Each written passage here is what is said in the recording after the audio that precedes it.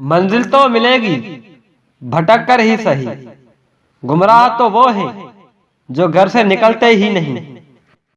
وقت گہرے سمندر میں گرا ہوا موتی ہے جس کا دوبارہ ملنا ناممکن ہے۔ اگر تم ہارنے سے نہیں ڈرتے تو تمہیں کوئی نہیں ہرا سکتا۔ پرندہ جب اڑان کی ٹھان لے تو ہوا کو راستہ دینا ہی پڑتا ہے۔ ساری دنیا کی رہنماؤں کی رہنمائی کچھ نہیں کر سکتی اگر آپ خود کچھ نہ کرنا چاہیں۔ رشتے دل سے بنتے ہیں، باتوں سے نہیں۔ کچھ لوگ بہت باتوں کے بعد بھی اپنے نہیں ہوتے۔ زندگی میں ہر موقع سے فائدہ اٹھاؤ، لیکن کسی کے بھروسے اور جذبات سے نہیں۔